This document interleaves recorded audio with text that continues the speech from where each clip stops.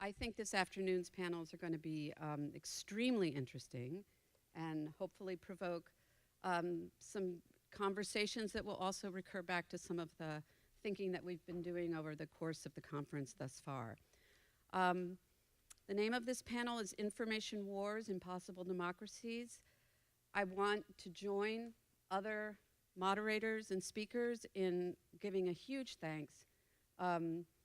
First of all, to Deb Johnny for orchestrating and curating, as we like to say these days, an absolutely brilliant conference. And I'd also like to thank Sarah Geyer and Ian Balcom for their support and help with this amazing event.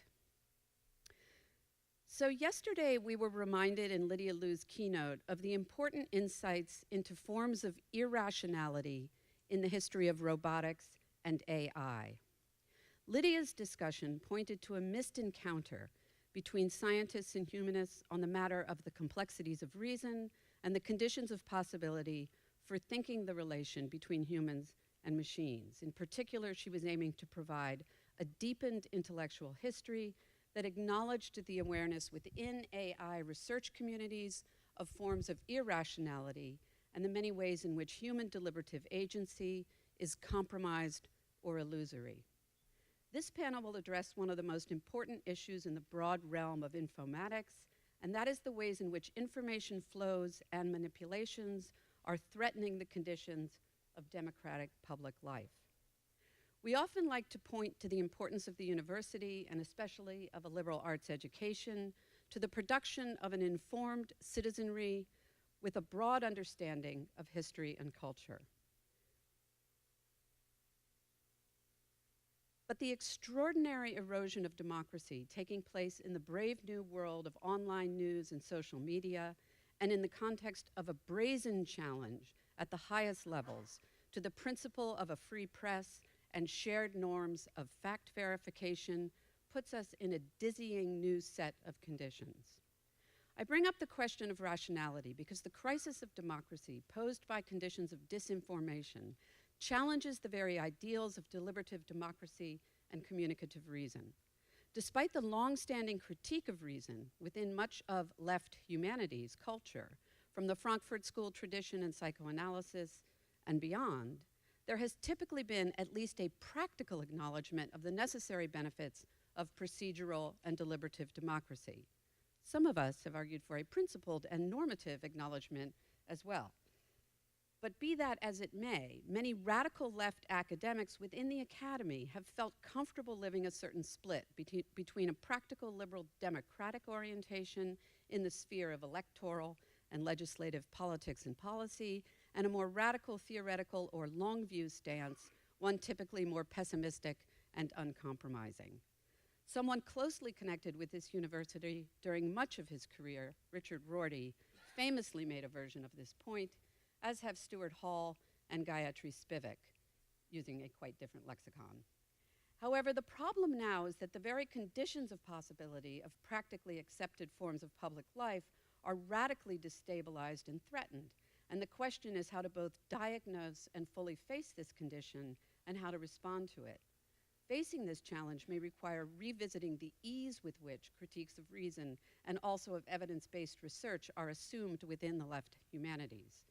Wendy Chun gave a brilliant analysis of data culture yesterday and an inspired call to respond to it. This afternoon, we will further probe the effects of the social mediatization of democratic life.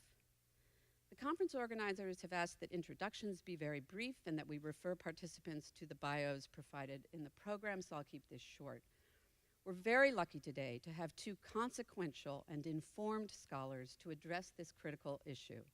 Siva Vaidhyanathan, our first speaker, is the Robertson Professor of Media Studies and Director of the Center for Media and Citizenship at the University of Virginia.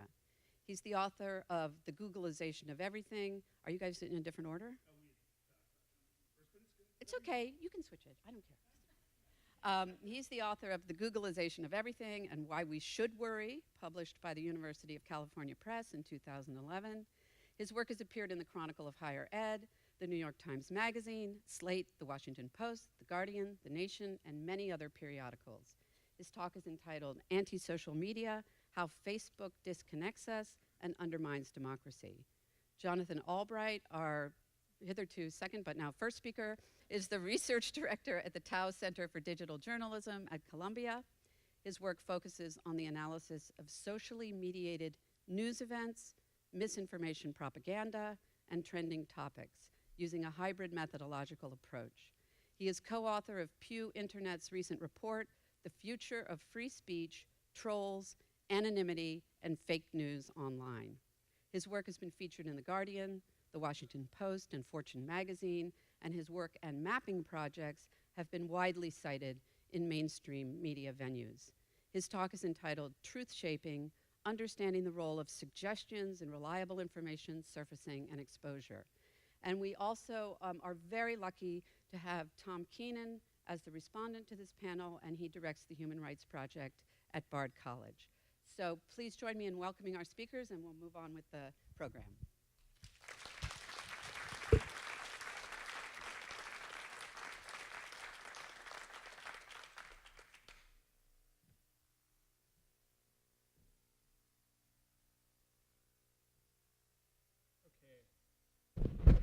Okay, sorry.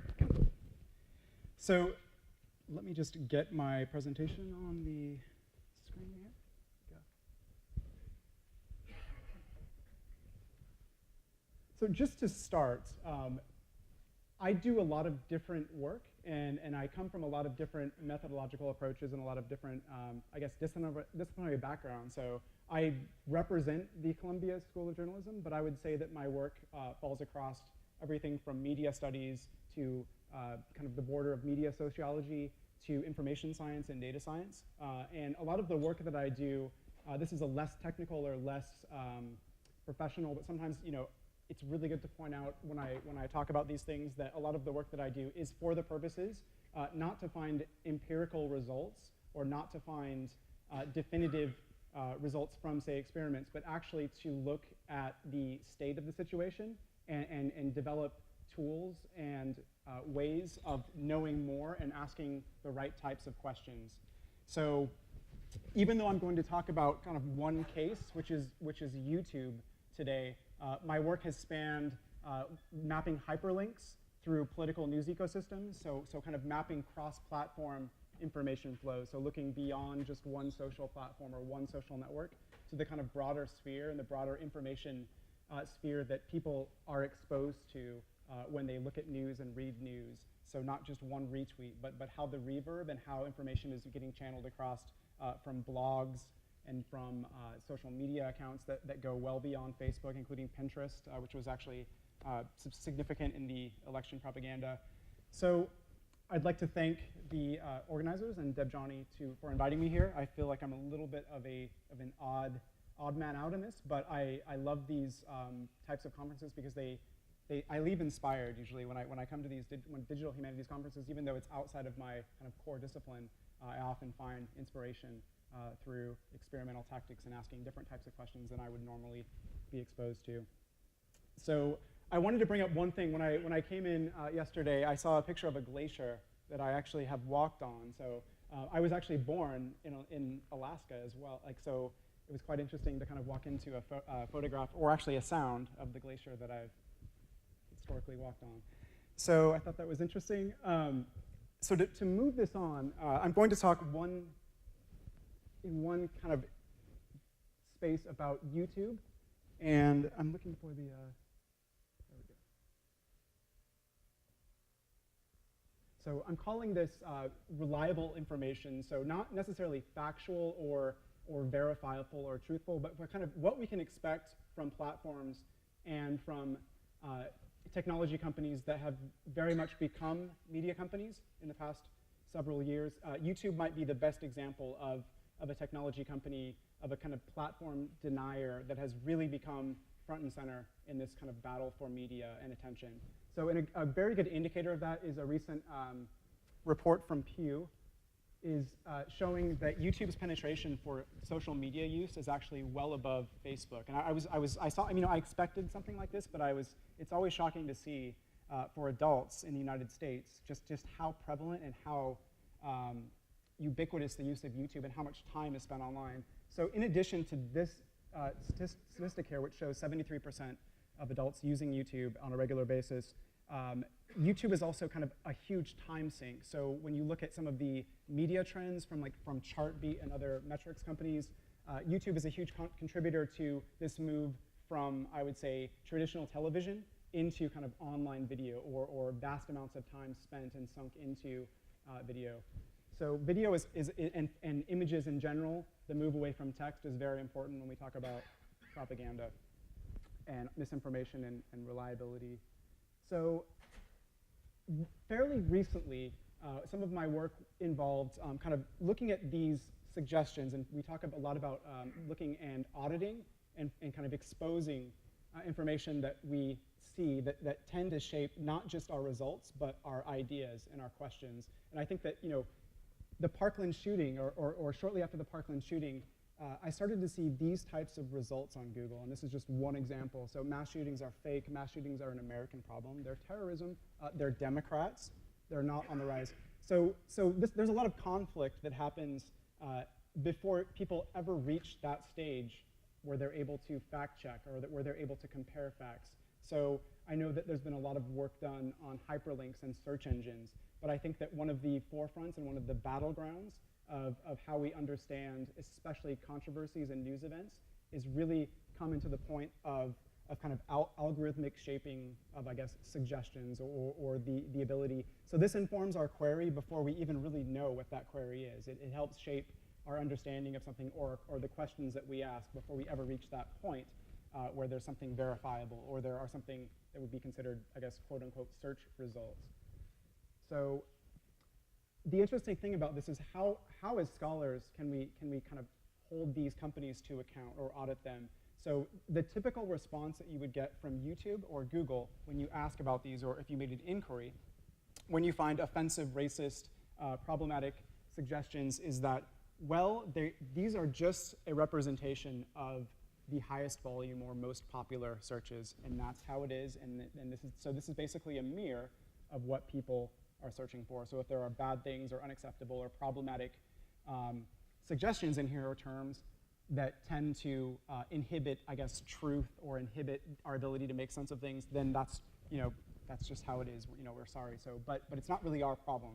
So we're just showing you what other people have shown. So how is one of my goals is really to expose and to shine light on these types of processes.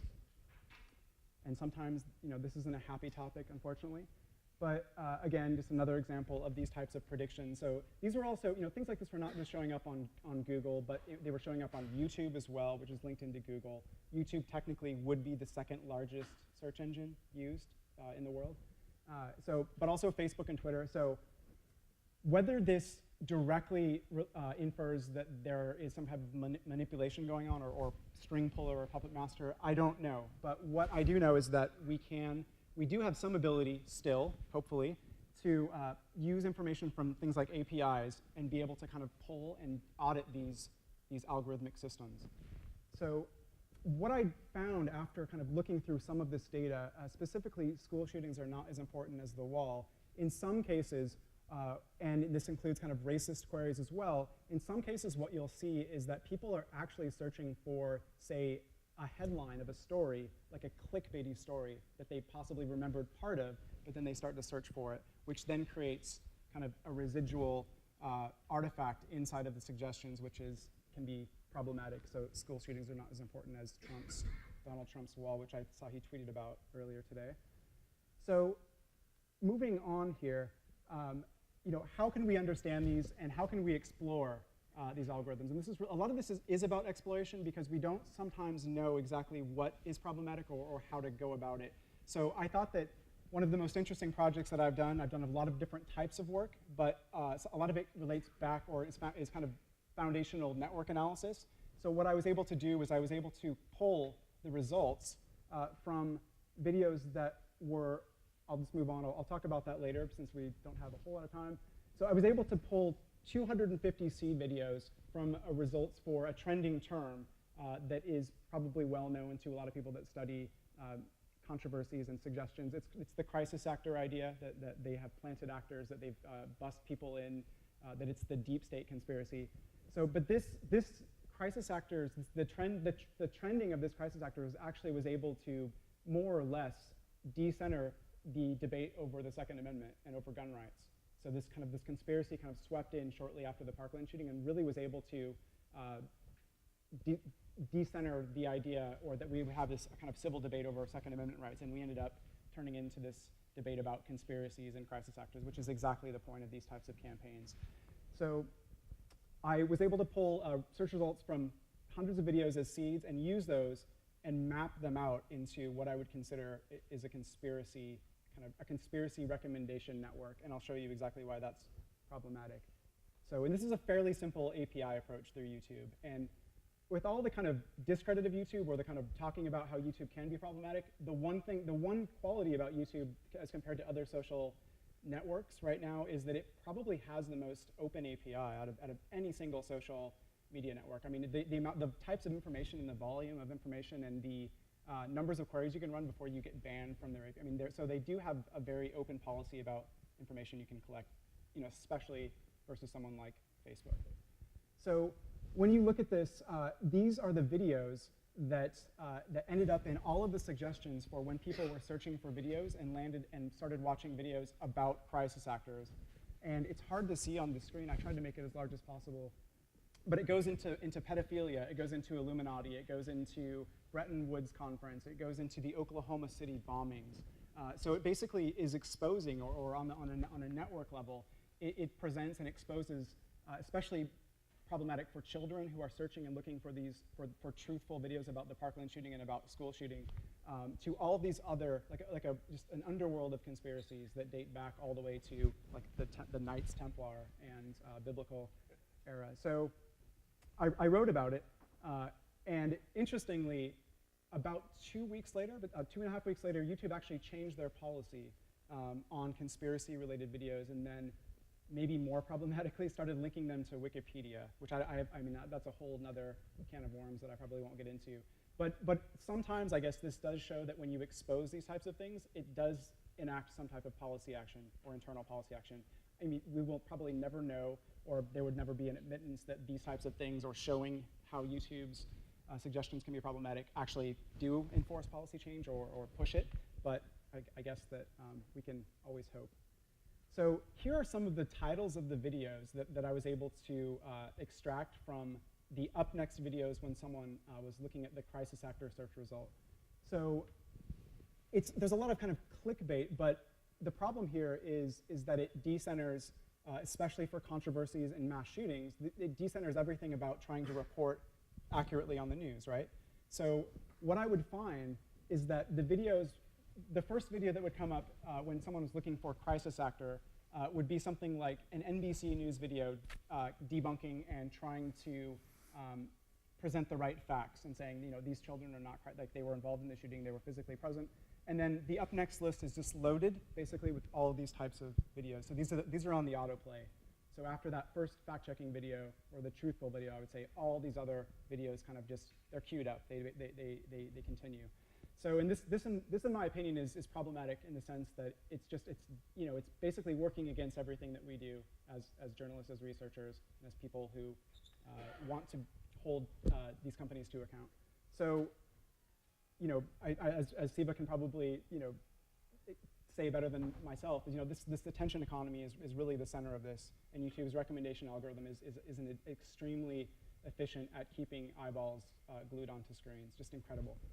So again and again, final days, USA is done, false flag, crisis actors. So this is the entire kind of underworld of exposure of what people see and what they encounter after that fact-checking video, after that first search landing. So again and again. At the center of this, not unexpected, was Pizzagate. So Pizzagate is actually these things that you think have kind of come and gone are now resurfacing every single time and kind of reverberating. Every time there's another mass shooting, Pizzagate kind of it gets recycled back through. The other thing that I wanted to show in this, and again, I posted these on Medium, so all of these are available. You can kind of look into this. Was InfoWars. So if you look up here in this kind of broader node of linked conspiracy videos, so the videos that are linked into each other that are suggested and up next for crisis actors, InfoWars, maybe this is kind of a boring result, but InfoWars was indeed kind of a node or a hub of these of where these types of videos kind of all connect together. So, and I know this suggests questions of monetization. How much money are people like Alex Jones getting or making, whether indirect or directly through channel monetization? But it brings up other types of questions that we need to ask.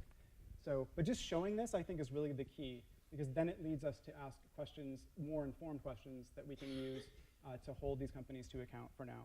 Whether this will be the case in a year or two, whether we're able, as more work like this is done, the fear is that these will be shut down, and Instagram might be the perfect example of that.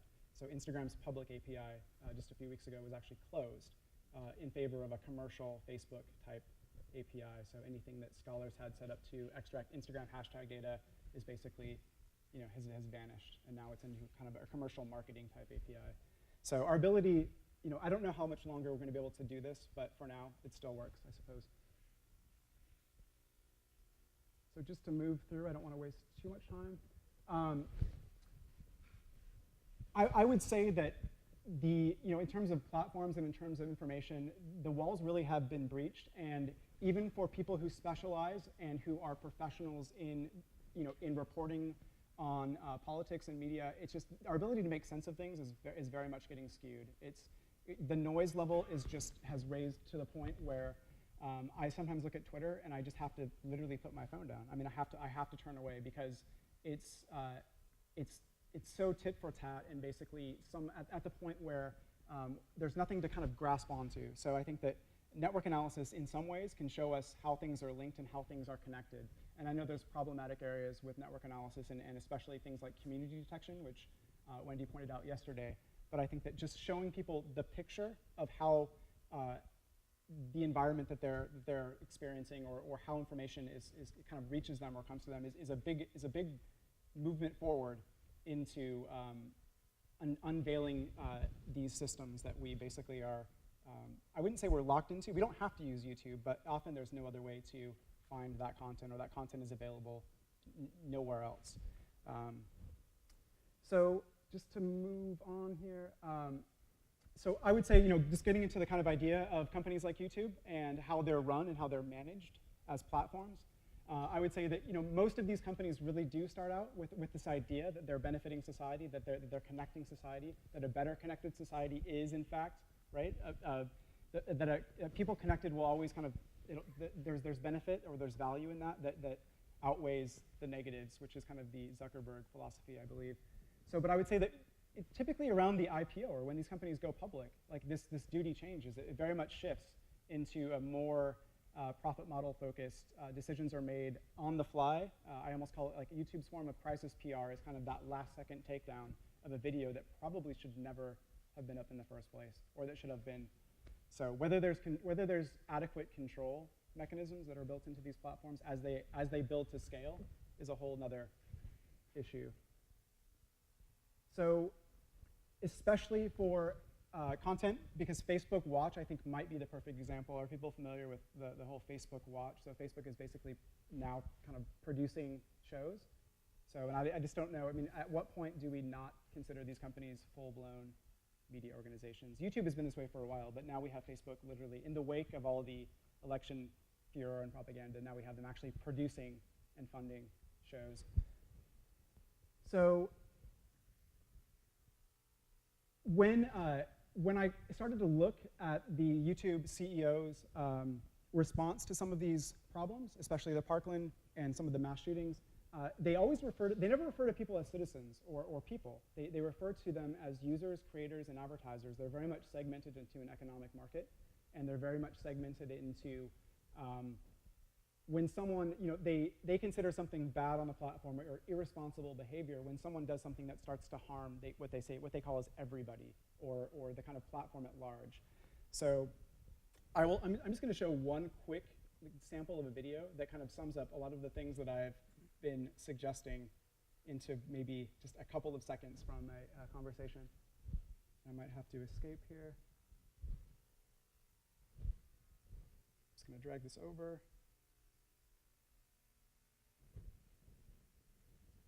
It's only going to be a couple of seconds of video here.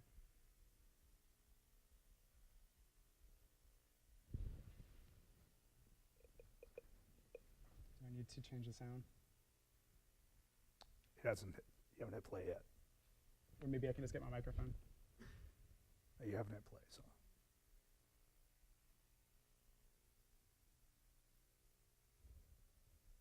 We had our first technical. There we go.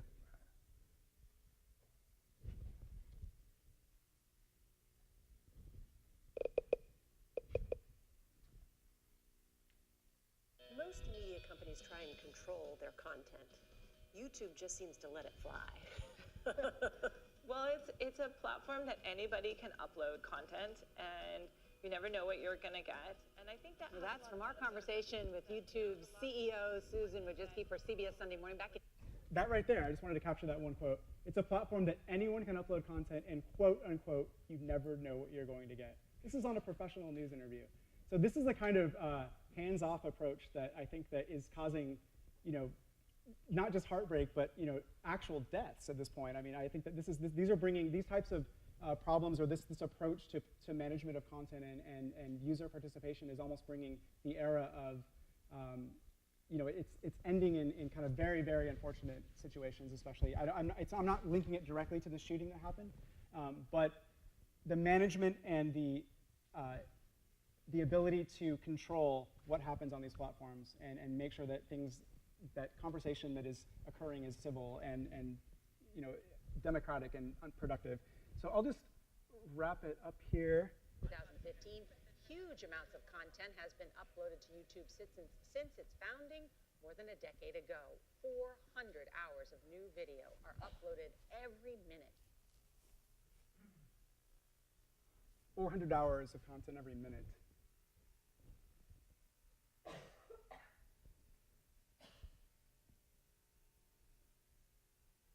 Okay, sorry.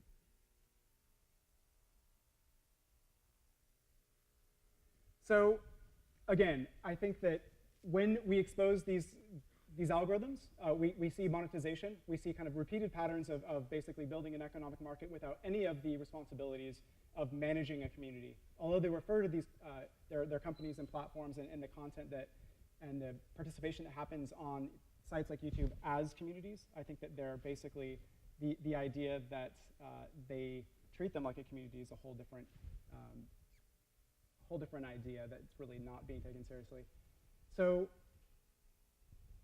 when we think about these platforms, and especially suggestions, I think the idea of it's good to bring the idea of populism.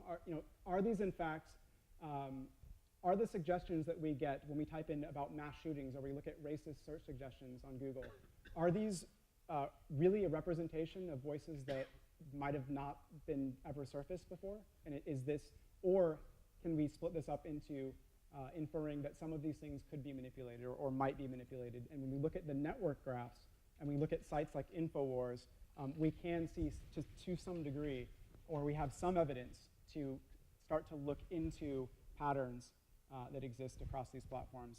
People like Alex Jones and nodes of activity that are benefiting and monetizing hate and hate speech and conflict.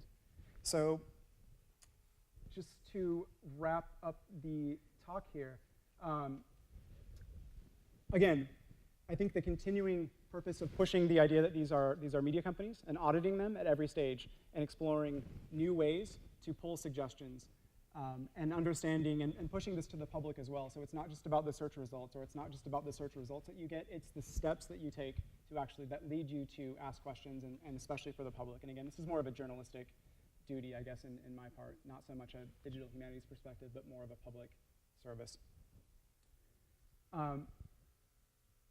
And policies, and making sure that our research, or my research in particular, enacts some type of, or has some type of policy implications, whether that means showing this to staffers on DC, or making sure that people see these types of results, and making sure that they're aware of the kinds of activity that are going on, and continuing to question.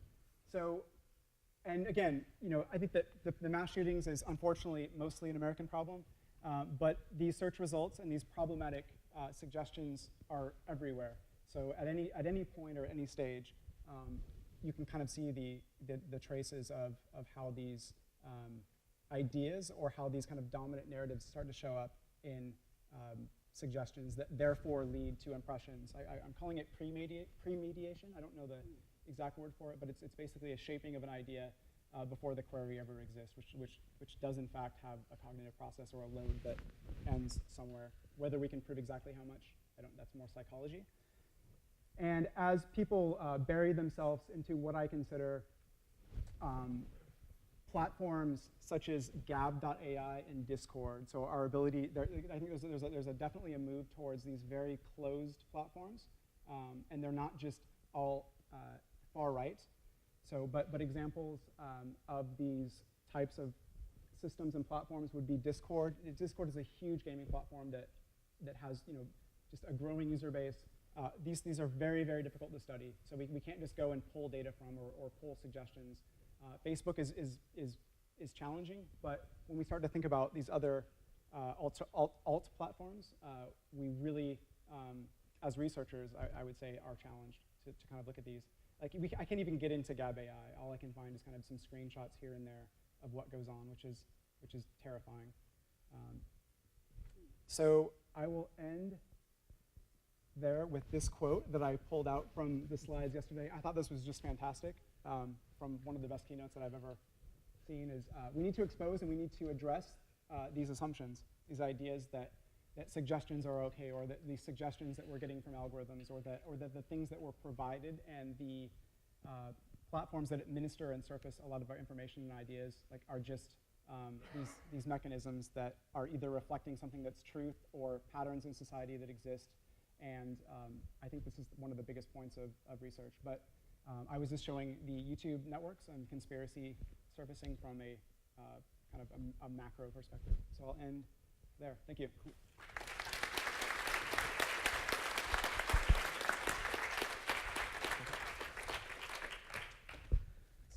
All right. I'm going to get set up. It'll take me a moment. Thanks. And yeah, so I'm really thrilled with what Jonathan selected. Is this you? Yeah. For us today, because I think it matches very well with what I hope to do here. Am I close enough? You know what? I don't need to do that. This is cool for me in a lot of ways. I have total home field advantage today. I teach in this room quite frequently.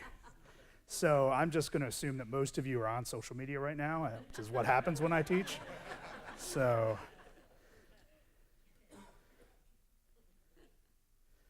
all right, cool. Yeah, so let me start with something super depressing. There is almost nothing anyone can do about anything that Jonathan just talked about. There is almost nothing anyone can do about anything I'm going to be talking about. I'm at that point. That's where I'm sort of where I'm holding, and I let that out to you right now because that's going to be the first question, right? What do we do about this? Nothing, and that's okay. The reason I have several reasons for holding that position. Number one, it's where all the evidence points, as far as I'm concerned. Like that is my honest conclusion at this point, and I am not sleeping well. All right, that's number one. Number two. Strategically, I hope, and I'm actually fairly hopeful, that smarter people than myself can find themselves challenged by, upset by my conclusion, and actually try to figure out ways that we might address the very problems that Jonathan outlined, the very problems that I'm going to talk about here. Some of those are going to be policy, some of them are going to be cultural, some of them are going to be political, in a larger sense than policy. Some of them are going to be technological, and we're going to have to try a whole lot of things. I am really good at shooting down ideas. So that's unfortunately also where I am right now, and thus of limited ability in much of this. Now, let me start with something not about Facebook, not about Google, although imagine as you were listening to everything Jonathan was saying, imagine or assume, actually you don't even have to imagine because we live it, an ecosystem of information that is more than a little guided by, mediated by, two poles of Facebook and Google/YouTube, right, which they work very differently. They share some common traits, some common ideological foundations. They shared Sheryl Sandberg. She worked for Google, and then she went over to Facebook, right? But they're very different companies. They do different things for us. They play different roles in our lives, and they mediate our information differently, but they're synergistic. All those videos that fly around on YouTube that get algorithmically churned to the top when you search for something and click on something, those end up getting reposted on Facebook quite easily. It's a revolving door between Facebook and YouTube. And when people see things on Facebook and they want to go deeper into it, they will click over to YouTube and experience it on YouTube. So the two algorithmic systems definitely interact and influence each other, even though they are completely separate systems from completely different parts of Silicon Valley. Mountain View and Palo Alto. Miles apart. Okay, but what the heck is going on here? Well, soccer's been on my mind. It might be on your mind. It's on many billions of people's minds this week. This is an application that you can get on your phone if you are a fan of La Liga, the top football league, soccer league in Spain. Millions of people have this app on their phone because millions of people are really into La Liga. The two greatest soccer players in the world play for La Liga. La Liga's fan interest is not limited to Spain. It is, in fact, global. It's very heavy in North Africa. So what happens if you have this application on your phone? Well, like most applications, because you put applications on your phone, you probably have the Facebook application on your phone. When you download it, you are agreeing to a general license. You are agreeing to a general, non-exclusive license that this application maker can follow some of your activities, maybe most of your activities, maybe all of your activities, in various ways, that it can tap into your address book, and that it can do things with your phone.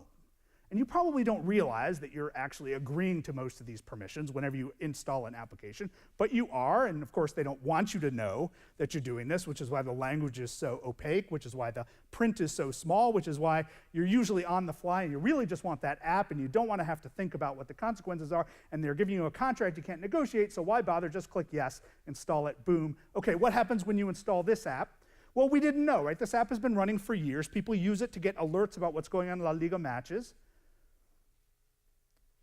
3 weeks ago, the European Union started living under the General Data Protection Regulation.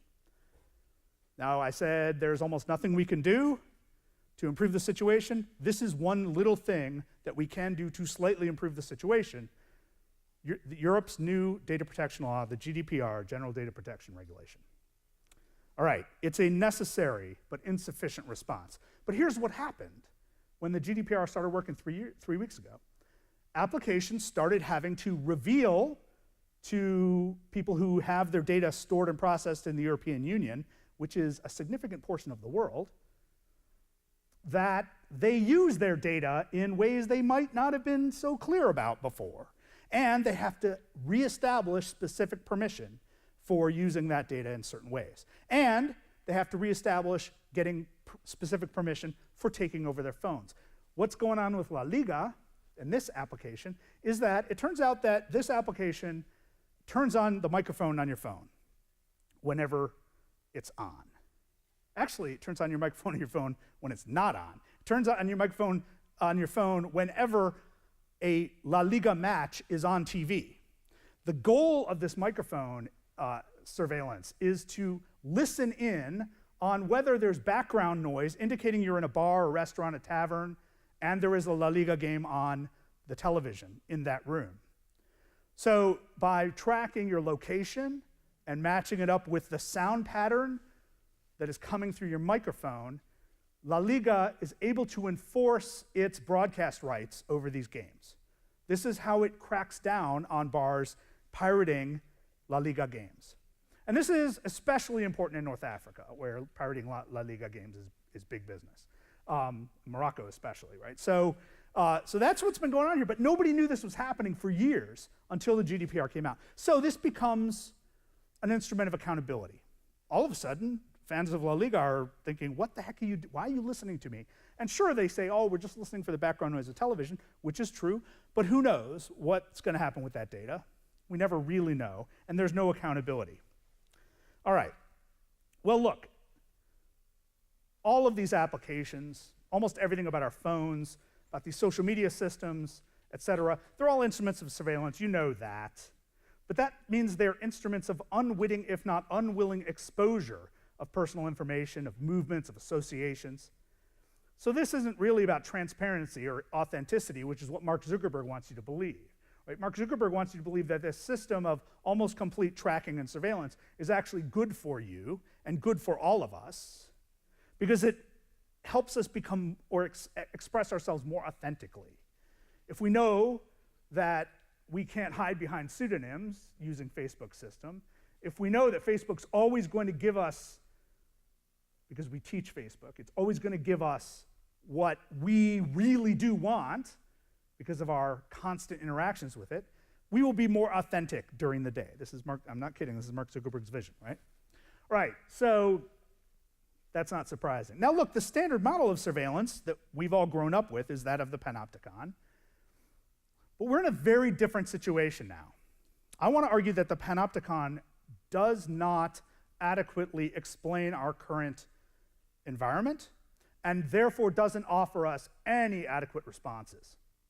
Right? So Bentham's vision of the perfect prison, built on by Foucault's vision of the liberal democratic society with all of these instruments of surveillance, train us, right? They're supposed to train us to behave, train us not to push limits.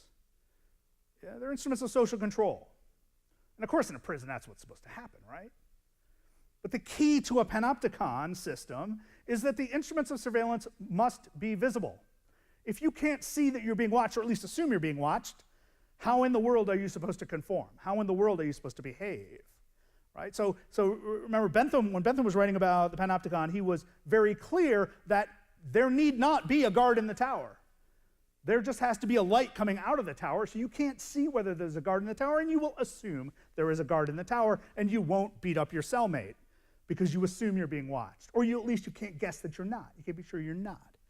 Right? So that was part of the efficiency of a system like this. And then the habituation of social control would then create better behaving people. And look, that's a powerful model. And we've seen examples of it roll out.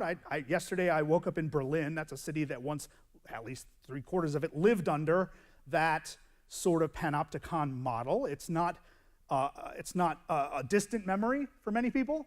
And it matters, right? The panopticon model is not wrong, it's just incomplete for our current system. In fact, I want to suggest that what we live under is a cryptopticon, an intersecting series of discrete, hidden, almost invisible systems of surveillance that we are not supposed to know about, let alone understand, that we're supposed to dig for if we care at all.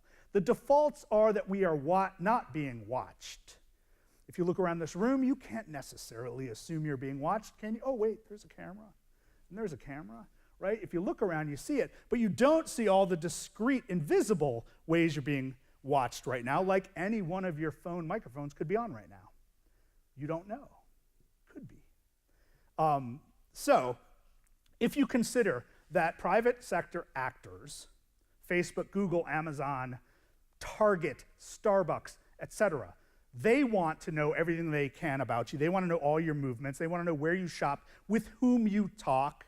They want to know with whom you associate, because it helps them profile you better. They don't want you to conform to any model. They want you to be within discrete clusters, within niches, so that they can better profile you, more accurately profile you, not waste money trying to reach you if you're not reachable.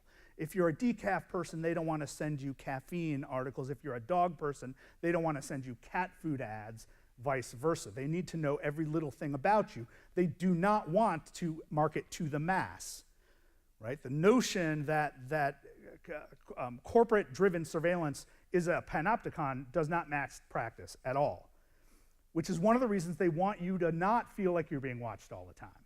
They don't want you to know the thoroughness of the system and the interlocking nature of the system. And look, states operate the same way.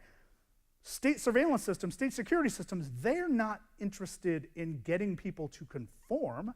They're interested in catching you when you don't. They're interested in knowing who you're hanging out with, who you are sharing information with, whose books you are reading, right? That's what they want to know, because they want to know if you're hanging out with the wrong sort. They want to know if you are 3 degrees away from someone who might be somewhat dangerous. Right? So having you not understand the level to which you're being watched is supposed to put people in a relaxed enough state to actually continue associating with people who might be a threat, might be a danger, right? This is the operative notion of state security systems now.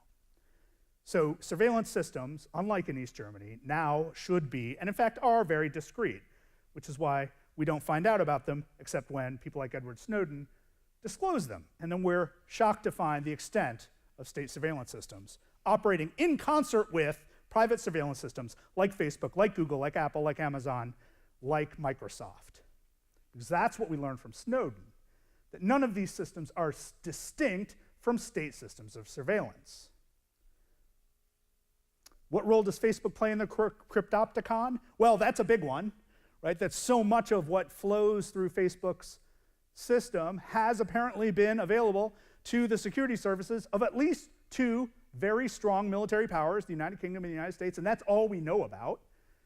I think it's safe to assume that Turkey knows what it's doing, that India knows what it's doing when it comes to cracking into Facebook, but we have no direct evidence of that right now. Now, let me put this also in perspective and why Facebook matters and why I chose to write about Facebook. Now, Jonathan had a slide up that showed that use of YouTube in the United States now exceeds use of Facebook. That's absolutely true. It is the opposite worldwide, though. 2.2 billion people use Facebook every month. 2.2 billion people. 1.6 billion people use YouTube around the world every month. So 2.2 billion to 1.6 billion, and nothing else is close. Nothing else is close. Wechat, the largest social media system in China, has about 750 million users, regular users, but that's a lot of people, right? And that is, of course, a significant portion of the population of China. Wechat is one of WeChat is one of the largest social media systems in the world. It's not used frequently outside of China. It is used within the diaspora as well, but its use is so heavily tailored to daily life in China that it doesn't directly compete with Facebook or Google or Twitter or any of the others, right? But think about the top social media systems in the world. As I said, Facebook is number 1 with 2.2 billion. YouTube is number 2 with 1.6 billion. WeChat's number 3. Right? Then there's another one that operates entirely within the People's Republic of China. And then, after that, the next 3 are Facebook Messenger, obviously owned by Facebook, Instagram, owned by Facebook, and WhatsApp, owned by Facebook. So, and nothing else is close. Nothing else is close. Twitter has about 400 million users, which is a lot of humans, and actually they're not all humans. About a quarter of them might not be humans at all, but that's a lot of numbers, right? There's a lot of accounts, right?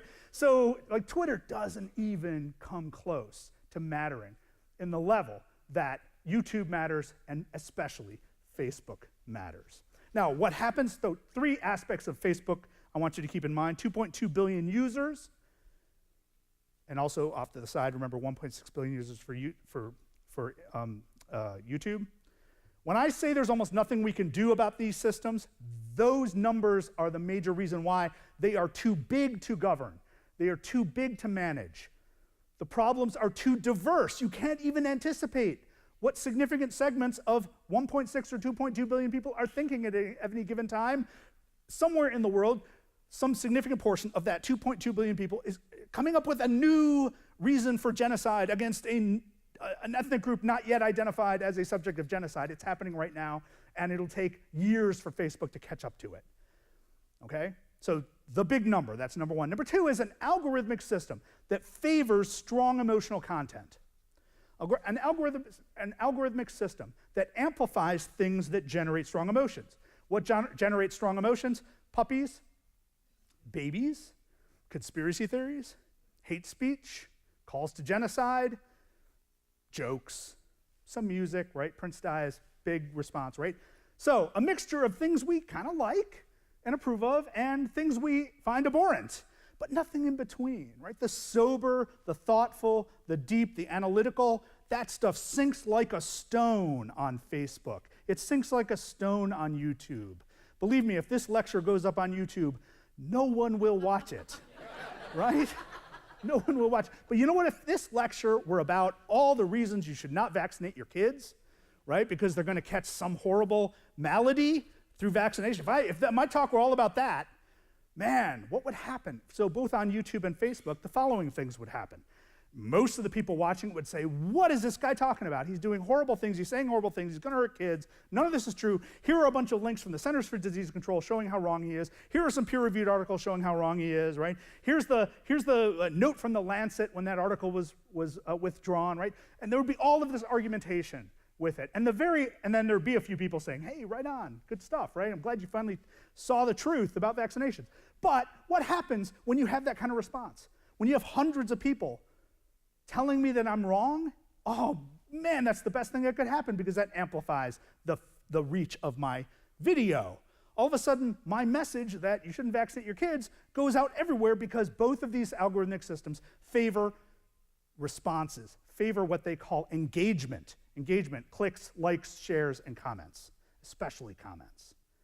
So anything you put up on Facebook that generates controversy and generates comments, that will echo all over the place. But your well thought out link and analysis of some article in The Economist about European monetary policy will sink like a rock. That is the way these systems go. They are designed to undermine deliberation, to undermine deep thought, to undermine rational debate. They weren't designed for that, right? Nobody sat down and said, let's design an algorithm to undermine rational debate. In fact, they assumed that rational debate could happen because they were allowing for interaction, for comments. Why? Right? Because they actually don't study how people talk and act and think and debate with each other like we do. We could have told them no one was listening, right? So 2.2 billion people, an algorithm or algorithmic system that amplifies strong emotions. And the third part, advertising systems that are so efficient and so well targeted that they can strike at groups as small as 20 people. You can pick out attributes of a potential market for advertisements, and advertisements include promoted content that might not be selling a product, but might be trying to get you to come to this lecture, right? That stuff can be targeted so precisely and so invisibly, like below radar, that you can do anything. You know, you can target, and journalists have shown this in the last couple of years, you can target, if you have a rental property and you don't want to rent to Jews, you can exclude Jews from your rental property ad. If you have, you're opening up a private school and you want to exclude African Americans, you can exclude African Americans from seeing that ad. And Facebook doesn't seem that interested in fixing that sort of situation. They give you all sorts of attributes to deal with. You can exclude Lutherans, you can exclude conservatives, you can exclude, people based on education levels. There are lots of different ways that you can profile people. And this is very efficient, right? Because it's not just the dog food, cat food thing. But if your business is to sell ostrich skin cowboy boots, you might have a picture in your head of what sort of person might want ostrich skin cowboy boots, and just as importantly, a picture in your head of which sort of person is unlikely to buy ostrich skin cowboy boots, and you are going to structure your ads very precisely. So you're going to run more ads in Fort Worth, Texas, and fewer ads in Cambridge, Massachusetts. Not taking away anything from Cambridge, Massachusetts. It's just that I happen to like cowboy boots. Okay. So, here is one of Mark Zuckerberg's many pithy statements about his goal for his company, what his company is supposed to offer us. And Jonathan hinted at this earlier, and I'm so glad he did, because Mark Zuckerberg has never deviated from this vision. That the very act of connecting us, of allowing us to interact with each other without inconvenience, without friction, well, maybe like social friction, but not like communicative friction, at no marginal cost, he truly believes, and most people who work at that company truly believe, that the very act of connecting billions of people to each other will improve our lives, will make us behave better to each other, will spread love, food will taste better, everything will be better if we just connected with each other more.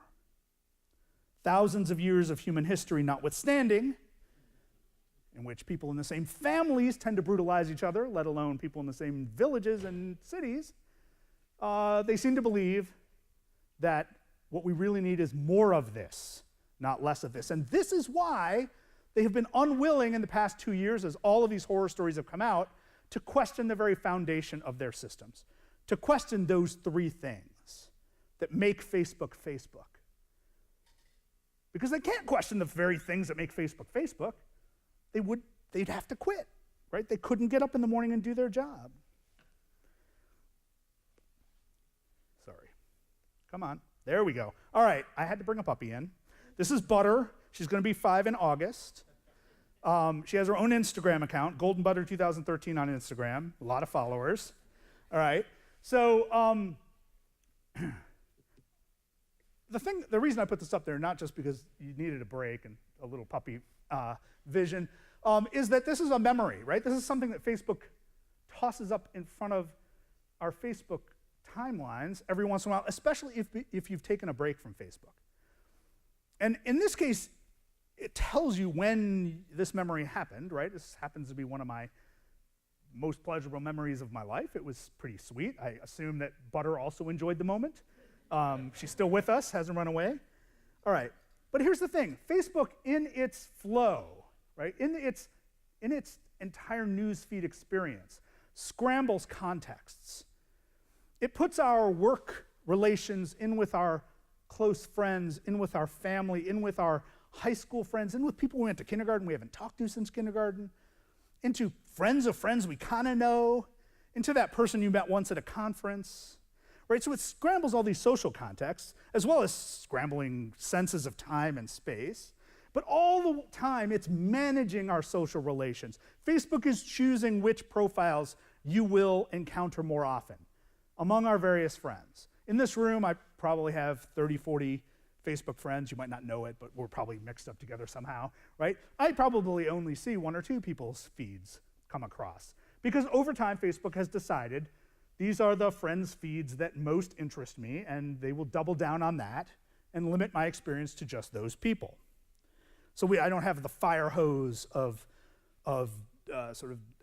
decontextualized flow. I get a different contextualized flow, but contextualized on Facebook's terms. So manages our social relations, it manages our professional relations, manages our political relations, right? It determines which of the people who oppose us politically we will engage with on a regular basis. So it doesn't give you all of your oppositional friends and family. That's probably a good thing, right? That one uncle. But it does decide which ones you will engage with. It also, and Google to a greater extent, scrambles our sense of knowledge about the world. So we lack any sort of contextual integrity when we live our lives through Facebook. And if you don't have that contextual integrity, you cannot be a full social person, right? You can't manage your reputation in these various contexts successfully. I can't be sure, if I live my life through Facebook, as so many increasingly do, as I do way too much, that something that my colleague Camilla probably shouldn't see ends up outside of her field of vision. Unless I explicitly think about that. I better exclude Camilla from this particular post, right? If I'm lazy, if I'm not aware, if I forget that Camilla's my Facebook friend, Camilla could see what was not for her eyes, right? I'm limited in my ability to manage my social relations. Something we learn to do at the age 5 or 6 when we figure out there are things that you can say to a sibling that you can't say to a parent, you can say to a coach that you can't say to clergy, right? Those sorts of contextual lessons, contextual processes, are essential to allowing us to grow into fully integrated social beings. And we lose that. We become completely disoriented through Facebook. Now, imagine this on a global scale, this kind of disorientation, these sorts of weird interactions and frictions. And now consider the following. 2.2 billion people in the world. Out of that, are on Facebook? Right, 2.2 billion people. Out of that 220 million are in the United States. So the United States has 220 million regular Facebook users. That's about 68% of the population. It's not growing. We pretty much topped out. That's about as many Facebook users as we're going to see in the United States. In India, there are already 250 million Facebook users, which is only a quarter of the population. Right? So not only is the future of Facebook in India, the present of Facebook is in India. And I bring this up to emphasize that so much of our study of social media systems is US-centric, and it's totally missing the story. It's totally missing the story. We got off lucky, believe me. In the last 2 years, we got off lucky with what we've had to deal with. And what we've had to deal with has been pretty ugly, as Jonathan has pointed out, right? So, of course, Facebook would love to get into China, the one market it's not been able to get into. And every couple of months, Mark Zuckerberg makes another overture to President Xi to try to get into China. And he's scheming something right now, but we'll see, right? Now, what's been happening to get into these markets and to become dominant in these markets, Facebook has done two strategies. One, Facebook has, of course, hugged authoritarian leaders like Narendra Modi. He's very good at the hug. And he's willing to hug just about anybody. If you hug Narendra Modi, you're willing to hug just about anybody. All right. And what authoritarian leaders and nationalist leaders have learned since about 2011 is that there are multiple strategies you can use through Facebook to increase your power. So there's generally a three-pronged strategy, and there's a fourth element of it. Number one is they figured out that Facebook and WhatsApp are the best possible tools for distributing propaganda in their favor, right? So if you're Rodrigo Duterte, if you're Narendra Modi, and you want to target propaganda at voters who you think are on the fence, you use this Facebook advertising system that I described to very carefully nudge certain voters over to your side, voters who might not have been inclined to vote for your party in the past.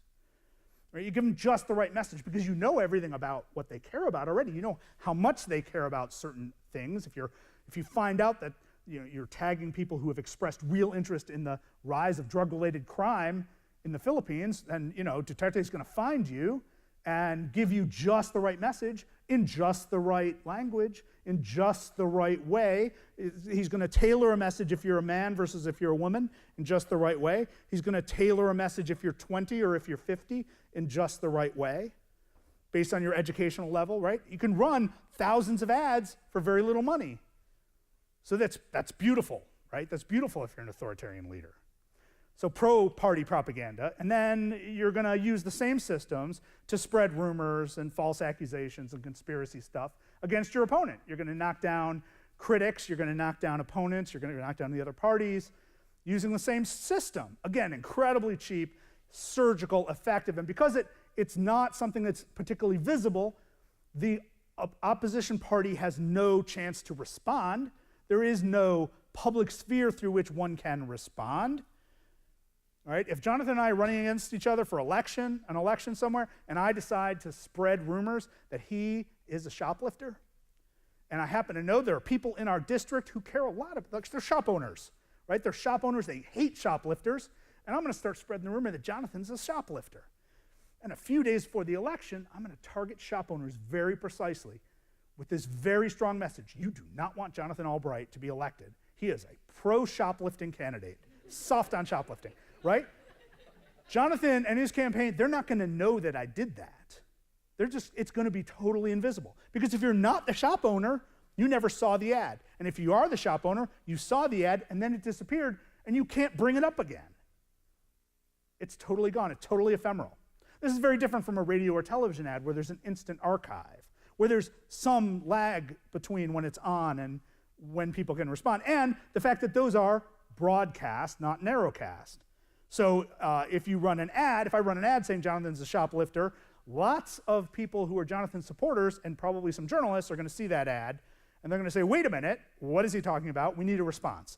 So Jonathan can then run a response on television, or journalists can respond, right? That can't happen using Facebook. So authoritarian leaders all over Central Asia, all over Southeast Asia, have been using these two methods, again, very precisely through Facebook and WhatsApp.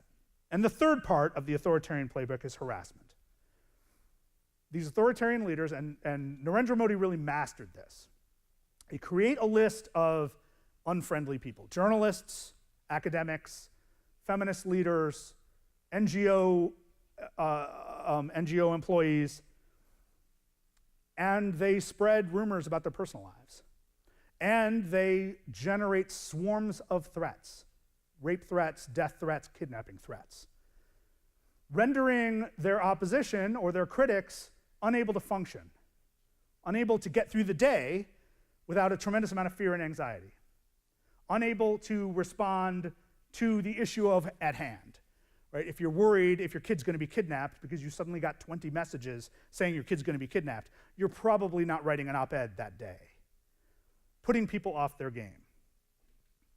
Now, along with this is the surveillance attitude, or the surveillance aspect of these systems.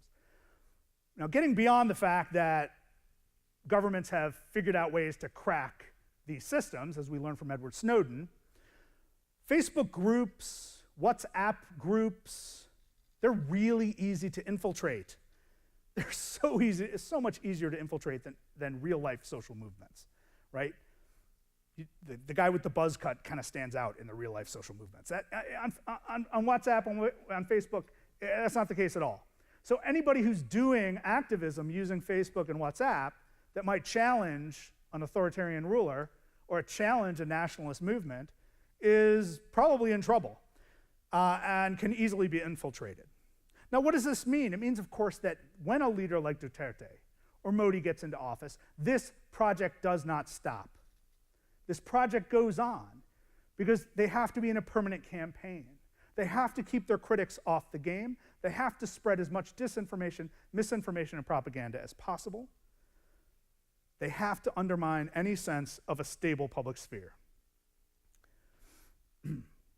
Now, Facebook's been really aggressive about getting into these markets, to the point where it created an entire philanthropic wing that it called Internet.org, and its mission of Internet.org was to spread high-speed data usage to the poorest people in the world by giving them a service, cutting a deal with telecom providers, showing that if they used this specific Facebook application suite called Free Basics, they would not get charged against their data plans.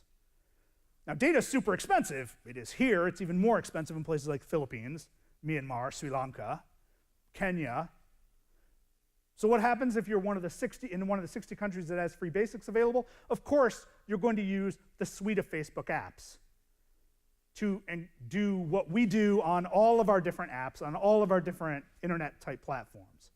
And the suite of apps includes Facebook, of course, and WhatsApp, and there's usually a link to Wikipedia in the local language, and there's usually a link to some sort of health site, a family information site, an agricultural information site, right? These are very helpful things for low-income people. But what it means is it drives people into the Facebook ecosystem, and they don't get out because they can't afford any other way of looking at the world. And in a place like Myanmar, which had no telephone access or internet access until 2014, when bam, they got a bunch of smartphones all hooked up with Facebook on it, Facebook becomes the entire information ecosystem. It is not a coincidence that it is also a site of one of the most brutal genocidal projects of the last 3 years. It's not a coincidence. Facebook and WhatsApp have been the explicitly chosen instruments of anti-Rohingya propaganda. Not only because that's all there is, but because they're incredibly effective at churning up anti-Rohingya visions. Now, here's why I'm even more gloomy than you may think I am. Because the problem with Facebook is Facebook. These problems, these maladies, all of that data going to Cambridge Analytica, all of the problems with propaganda, all the problems with misinformation and disinformation, all of the problems with surveillance, these are not edge cases. These are not flaws that can be sanded away. They cannot be addressed by Facebook or by regulators, for that matter, on the edges. And they can't be addressed quickly. They are functions of those three core attributes of Facebook: the size of it, what the algorithms do and what they favor, and the advertising system that makes it all possible. Everything is attached to that. All right, I'm going to quit there because I've run out of time and I've probably brought you down. But thank you so much for listening to me, and I think Jonathan and I will have a lot to say after Tom gets done with us. Should we come up here? Jonathan, Yes, you I'm want going to invite the Yeah. panelists up to the table, and we'll have the response there, and then we'll go into questions.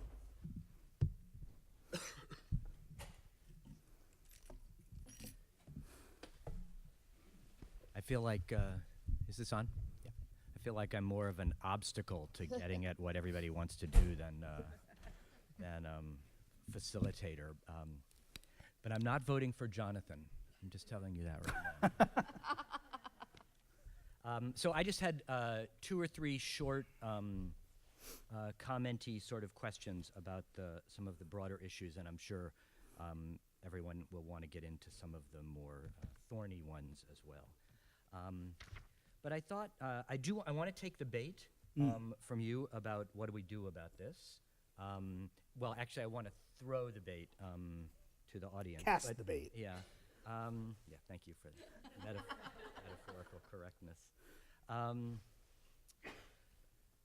But there was a line in the draft that Jonathan sent me that didn't show up in his talk about this this question, and he said transparency is not enough in relation to the problems he was identifying.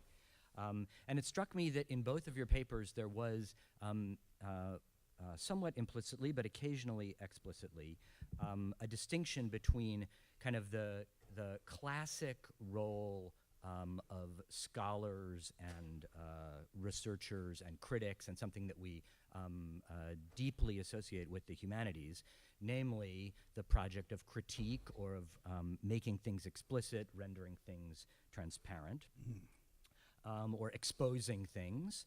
And then something that would go beyond that, that sometimes gets nicknamed change. In Jonathan's paper, I think it was called accountability or auditing, maybe. But we could also talk about it in terms of making propositions as opposed to just criticizing, or confronting, right? Actually taking on what we're looking at. And in the line, Jonathan, that you showed from Wendy's talk, the formula was expose and address. So I wanted to ask you how you think about this, and bring this up for everyone. How you think about the connection between these two moves. Is there a connection? Is transparency enough? If the problem is as dark as you're saying, Siva, maybe all we can do is give lectures and criticize, but maybe not, and I'm interested in what some of the other options might be. GDPR would be an example of something, right? Maybe insufficient for you. So that's one thing. So that's sort of like a big, what's the role of the humanities in relation to this question, or how does the traditional role of the humanities have to change if the stakes are as high as they seem to be? Second question, it's a more minor one, but as I was reading the material that you sent and listening to Wendy recently and some others, people involved in this conversation, I was thinking about how much what we could loosely call media studies has changed in no time at all. I could not imagine any of the conversations that we're having today. I couldn't imagine even imagining them when I certainly when I started teaching media, or even, I don't know, as recently as 10 years ago. These things, which now seem like the most essential things to be talking about, seemingly came out of nowhere. And I think that's a problem. I mean, maybe a few people saw this coming, some version of Hitler maybe saw it, or some version of Foucault, but Actually, Wendy saw it coming. yeah. I'll give her that. She But really did. If you pick up any of her books from 10, 12 years ago, she's like laying it all out. That's why we love her. But I thought to talk about this as a challenge to media studies, and to ask where it goes, what kind of vocabularies it needs to develop. I was struck recently. Trevor Paglin, who's another toiler in this field in a really interesting way, was reflecting as a photographer on his own time in not only the photo making but the talking about photos business, and he pointed out that all those debates that we used to have about indexicality or photographs without captions, about the truth status of the photograph, about interpretation and so on, seem completely pointless in an age when the overwhelming percentage of photographs aren't even seen by human beings, are just being read by machines. And it would take a special effort even to make them visible to human beings. All those questions from that history of photo, and by extension media theory, seem somehow irrelevant, or many of them. So I'm interested in how this group is thinking about that, or trying to come to terms with that. And then I just wanted, since it's in our sort of mission, I thought we should talk about democracy, and what really we mean when we invoke this term, which had a kind of it's functioned as a kind of asymptotic norm or something here, or an object of something vaguely nostalgic, like we used to live in a place where there were rational discussions about articles in The Economist, and now it's chaos. I'm not entirely persuaded by that. It seems to me that democracy certainly has been a political system which has encouraged debate and argument, and has encouraged people who have no qualifications whatsoever for the participation in political life to be considered as political subjects. That's a way of defining democracy. It's a little Rancierian way of defining democracy, but a valuable one. And so I'm wondering how we're invoking this term in these discussions when we talk about the end or the decline or the collapse of democracy. Democracy seems to me to be a constitutively unstable system. Jonathan had that little passage about populism as an effect of democracy, or as a product of a democratic debate. So I think I'm a big fan of democracy, but I think we should, just to say that clearly, but I think that this should be an opportunity when and if we think that its core is being hollowed out, it would be a time for us to get back into trying to say what it is and what we want it to, or what we want it to be, rather than some of the other things. 3 short questions. There you go. You want to roll? So before we take the responses from the speakers, I just want to sort of like lay out a little plan, given the time we have. We have about 15 minutes. Is that?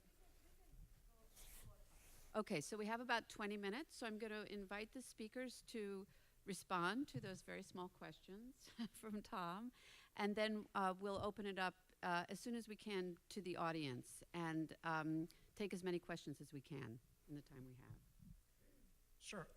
That was a lot of that was a big couple of questions, but I think that one of the things when we're looking at these systems, and that was mentioned, is that our ability to reflect and our ability to look back to kind of inform ourselves as researchers or as citizens is really being diminished right now.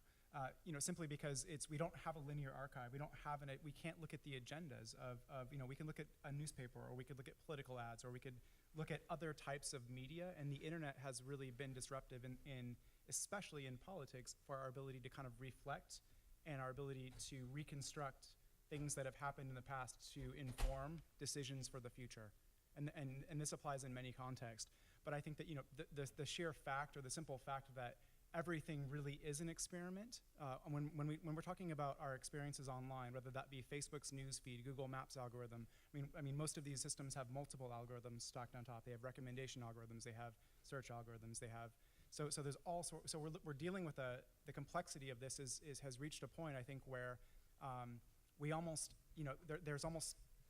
there's very little ability, or I don't see much ability in the future for us to be able to archive and to be able to have something concrete that we can reflect on, because everything is kind of a fragmented sphere of micro experiments. And this gets into kind of the idea where we're auditing. So we, it's almost like we it's a move away from kind of traditional archiving into something that amounts to reproducibility, because it is an experiment. So we need, the things that I am doing are often like not really an archive of YouTube so much as they are a reproduction of a specific event or a specific interaction from keyword inputs that I had on YouTube. So that archive is very, very important. And I think that in the larger propaganda conversation and the larger misinformation, I think perhaps the biggest study group, or the biggest kind of discipline that's been completely left out or largely left out, has been archive studies.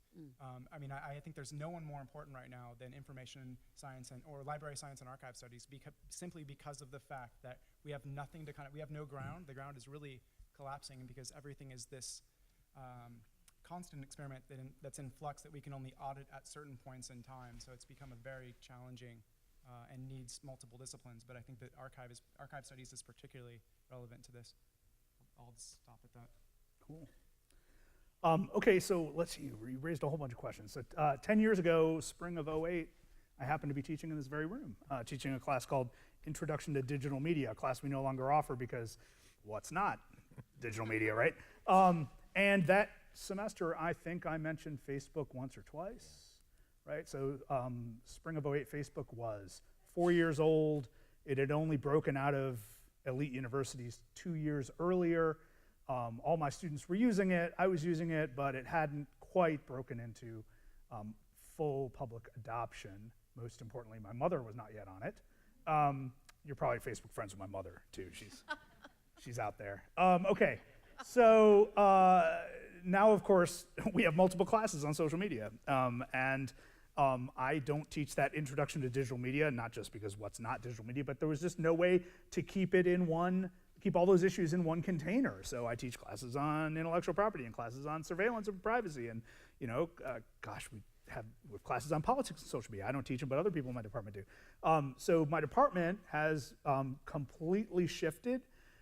We don't necessarily consider this a cause for anxiety at all. Media studies know no stasis. Like, we've never had that moment where things are pretty much going to stay the same for a while. In a lot of ways, they're changing faster. But look, we also have, in media studies, we have a canon. We have a set of core texts that influence current work. We drop some of them as they become less relevant. We reinvigorate some that we once thought were irrelevant. And that constant conversation among scholars of different eras and ages has led to some really exciting times. So yeah, we are doing something totally different from what we did 5 years ago, 10 years ago, but I wouldn't have it any other way.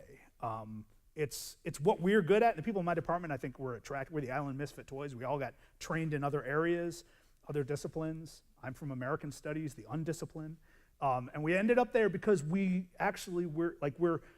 our metabolism, our intellectual metabolism is set at that rate, and we're okay with that because somebody has to do it. So that's been good. I was thrilled that you brought up the concept of the visual and the notion of what happens to these images and how do they work in our lives. One of the first things I did when I decided to write this book was go back and reread Berger's Ways of Seeing to see if I could, this is an example, like going back to a text I thought no longer mattered to my daily life as a way of sort of bringing out a new way of seeing, this new visual experience. And I was fascinated by the visual culture of Facebook. And it was useful just again, like, I mean, you know, visual culture studies should always start with Berger, I think. I hope I'm not wrong about that. That's how I've always seen it. My friends who do it seem to still be into Berger. But I found, amazingly enough, that the person who best predicts Facebook was Susan Sontag. And the ways that she writes about the limitations of an image in a democratic context, its inability to have a narrative, its inability to have thought and debate and deliberation, its power for generating an emotional response, its power for tagging your memory, but its inability to tell a story, to measure choices and weigh choices, right? All of those limitations that she points out in On Photography apply so directly to Facebook, because what you do when you experience the Facebook newsfeed is a flow of images. There's text interspersed in there, but it's almost all a set of boxes that look almost exactly the same. They're framed the same way. The text is presented in the same ways. There's limited access to text, and you have to click and dig down to get into the text. It's overwhelming a visual medium. So that's one thing. I mean, I don't want to geek out on it too much. I have a whole chapter on it. Hope you dig it. What should humanities do in this moment? What it's doing at this very moment. Like, this is really great. We need more of this. We have had more of this. A lot of us have been participating in these conversations for more than a decade. It's great to see the conversations reaching a larger slice of people in the humanities, and more importantly, connecting with people in the social sciences, connecting with people in computer science, connecting with people in information science, right? Connecting with people in journalism. These conversations cannot be discrete to any one part of the academy. Not only are they too crucial, but the very subject matter itself demands that we have computer scientists saying, hey, you don't really understand what you're talking about. Let me show you what really is going on here. And we need anthropologists to tell computer scientists that they might not understand the idea of a community and the idea of a society and how different people have interacted over the years, right? And believe me, when I occasionally get to talk to people from Facebook, and half of what I try to tell them is, you really should be paying attention to sociology and anthropology, and maybe you should go to graduate school, because if anybody needs graduate school, it's you guys. So I actually think we're doing great on this question. I hope I'm not too optimistic on this, but I actually think, like, in the academy, we are rocking it on these questions. It's outside the academy that everyone's so screwed up. Like, we actually have it down here. So that's why I love coming to work, right? And, all right, in terms of democracy, I'm not sure I can respond to the larger question. You framed it very well, but so just one thought branching off of a lot of what Jonathan presented. Look, the problem with disinformation, misinformation, what we often misname as fake news, is not that people will likely believe something that is not true. That's always been the case. There have always been substantial numbers of people in any society who believe things that weren't true. The consequences vary when that happens, right? That's not the problem. The problem is we all get so exhausted about fighting that process that at some point we stop caring if anything's true, right? It is the effect on the rest of us that's where the cost is. We just get so exhausted. In 1969, when the Cuyahoga River was on fire, and we started a process in this country of trying to figure out how to address major environmental crises. And within 3 years, we created the Environmental Protection Agency. We passed the Clean Air Act, the Clean Water Act. We took that problem seriously as a country. Liberal, conservative, libertarian, socialist, we all took that problem seriously. Nobody said, you know what, I don't think the Cuyahoga River's on fire. Let's go back to that, and let's argue about that for a while. Right? Now, the whole world is on fire, and we can't even get to step one of trying to figure out how to put out the fire, because we can't get to the, hey, you know what? I don't think the world's really on fire. That's the situation we're in. It goes actually beyond democracy. It goes to our very survival. It goes to our ability to solve problems, because we can't even define problems, conceive of problems, and articulate problems in the public sphere. It's a function of our chaotic and fractured public consciousness, because we have such a tumultuous media system, It's also a function of some bad cultural habits we've been in around the world. It's a function of political economy that's gone terribly, right? All of these systems have failed. The one thing that's actually working, as far as I'm concerned, is us. Like, we actually still think deeply and write books and write articles and speak intelligently and gather people together to debate, and we do a really good job of it. I had to read a lot of Hannah Arendt to write this book too, which was a thorough pleasure. She is, of course, the thinker of the moment. I wish that weren't true, but she is. And I'm always struck by her favorite phrase that she used speaking to friends. She used it in letters. Her favorite phrase could not have been more simple. It was a piece of advice. It was stop and think. And if the rest of the world would stop and think like we stop and think, we might have a chance. Okay, thank you. Given the time, what I would actually like to do is take 3 questions and then let our speakers respond. So I've got Michael in the back and then 2 here. Yeah, thanks very much. I don't know where to start, but I would like to go back to the point about media studies and bring up a question about what really is irrelevant about the media studies we once knew. It seems to me that if you go back to the debates that once roiled bodies like this in the 80s and 90s, the debate between the sort of Chomsky and Herman political economy people and cultural studies, right? Where on the one hand, once you've explained that media are owned by corporate conglomerates, you've said all that you really need to know. And on the other hand, no, people are active audiences. There's bricolage, there's détournement. That seems to me to be totally obsolete. And I don't know if I'm right about that, but I'm curious as to whether we have just really left that one, closed the book on that debate. Well, No, yeah. we're going Go to ahead, take sorry. 3 questions, and then we're going to have Good. both speakers respond. Okay, go ahead.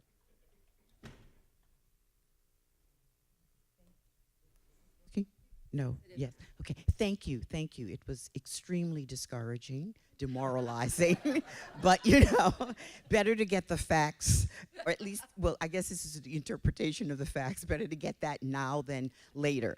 I think what I hear is that I think both of you are basically, well, I think the reading is that the media is a cause, I think. The media is the cause.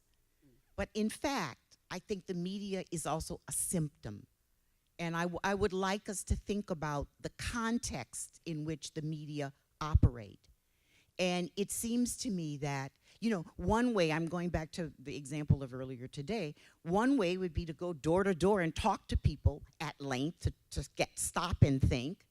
But I think also that in some sense, the craziness of these many interpretations and narratives wouldn't matter, I think, quite so much if there were equality in the land, if there was a level of justice, if there was less violence.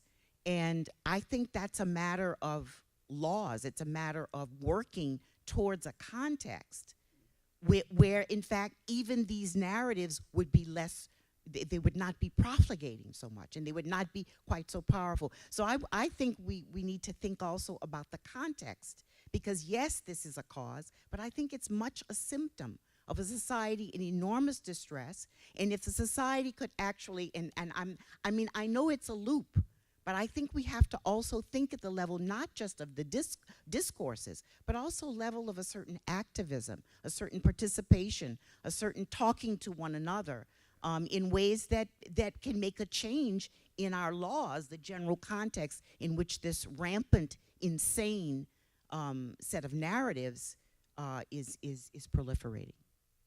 Okay, and we'll take our 3rd question. I feel like I should defend media studies and cultural studies, but I'll do that at the reception. About 10 years ago, my students and I did what you call a reproduction. We made up Larry Erroneous on Facebook and said he is a jerk. Almost immediately, there were women who claimed that he had dumped them, and that he had a whole personality that we didn't create by the end of the week, and it happened so fast. And this gets to my question about it being nonlinear, because it just happened in a splat. Right. That I noticed from Wendy on, your presentations are nonlinear. And I wondered if the form that your presentations are taking are a challenge to the humanities to find other ways to explain. Great. You want to get into any of that? If you want, I could start it out if you like. Go ahead. All right. Yeah, so absolutely, I'm going to go backwards in order here. Absolutely, the nonlinearity of my presentation might be a function of too much travel and not enough caffeine, and I apologize for that. I wrote a very linear book. That is, not all books are, but you know, I didn't go all Pynchon. I actually laid out sentences and paragraphs and tried to build a case. And I think we need both in the sense that there are moments when less linear, less nailed down presentation can draw people in at various states of engagement and various states of knowledge. And one of the things I found as I teach is I increasingly go to the nonlinear in the classroom, and that may be a function of our current media system and media environment as well. But it's definitely, I don't have the answer to that specifically, but I think both have tremendous value in our approaches. We also should be prepared to analyze nonlinear things in nonlinear fashions. In terms of the relationship between, I loved how you brought up justice. I'm sorry, I don't know, who are you? What's your name? Eileen. Okay, so Eileen, you brought up the question of justice and whether an emphasis on justice might do a lot to alleviate the maladies that we describe. I could not agree more, but we have a big problem in getting to a moment where we can actually conceive of a system of, conceive of a stable sense of justice as a society and generate the political will and the political critical mass to accomplish that in the absence of an ability to have coherent discussions, right? Right now, we cannot think collectively as a society, and that's just the United States. It's better some places, it's worse other places, but we cannot seem to have that. We can have conversations within and among groups who are united in their vision of what should change. Some of those are very exciting to many of the people in this room. Some of them are horrifying to many of the people in this room. That's happening. These social media systems are not a cause of anything, but they amplify certain things and they retard other things, right? They hold back our ability to perform certain functions collectively, and they overemphasize or make too easy other sorts of expressions and interactions. That's the problem. So media systems are never the cause of anything, right? All of that we talked about here, all of the horrible things and all the great things existed long before 2004 when Facebook was created, but Facebook has, through its design, has emphasized certain things and de-emphasized other things. And we have to make an account of that, correct for it, and deal with that, right? So we cannot have a political moment in which we strive for justice without recognizing the ways in which Facebook and other social media systems enhance certain aspects of that and inhibit other aspects of it. So that would be my response to it. All of these things are encased in a feedback loop. Michael's question about political economy and cultural studies, yeah, that was a really boring time when graduate students' careers were tossed upon the rocks of old professors fighting between these two visions of how to explain what were then media systems about to matter a lot less anyway. I argued from early days on, because I went to graduate school in the 90s, that everybody was looking at it wrong. I happened to be going to graduate school at a time when this whole internet thing seemed to start to matter.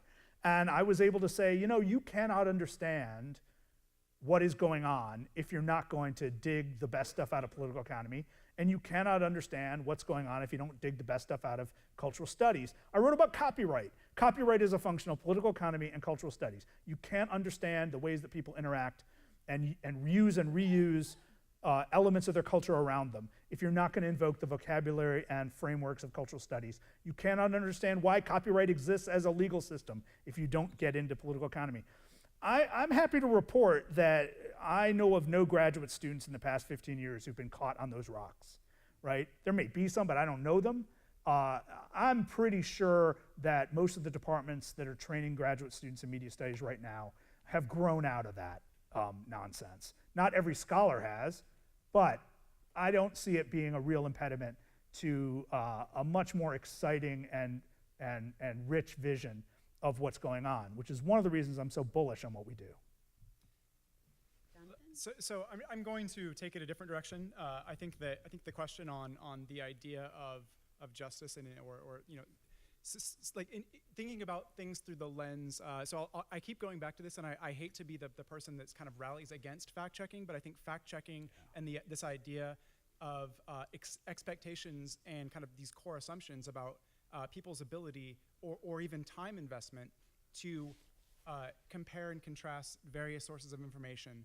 And I'm going to use the example maybe of socioeconomics. So when we kind of have answers to problems, there's often these assumptions that are made about the types of people or the types of lives or the free time and the investment that is available to people to compare and to make sense and to find truth. And I'm thinking of people that work multiple jobs. I'm thinking of people that can't afford the best phone, that people are still using a broken iPhone that, you know, you can't even see on the screen. They have children, they have 2 jobs. Like, and when we propose answers and we implement these huge multi-million-dollar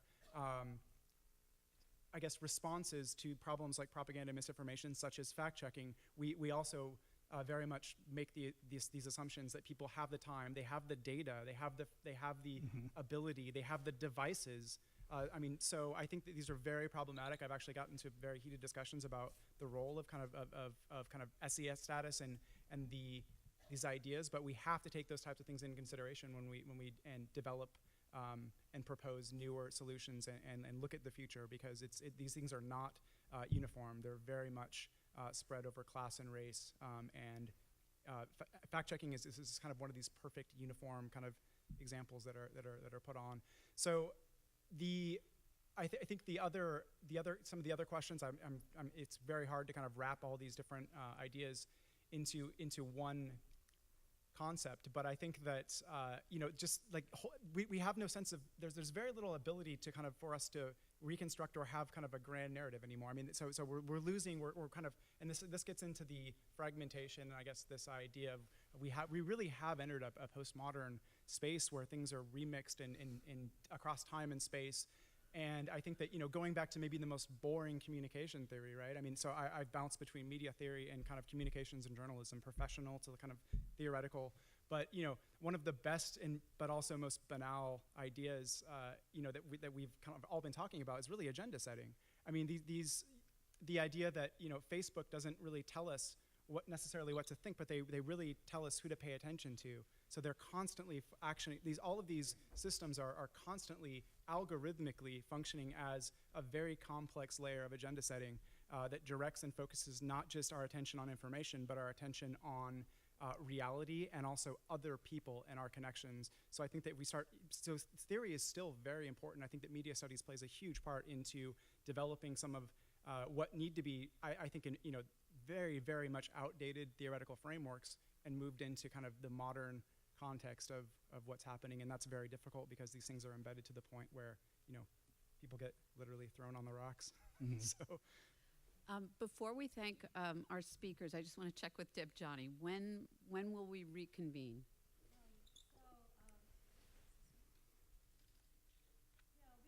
We all, does this work?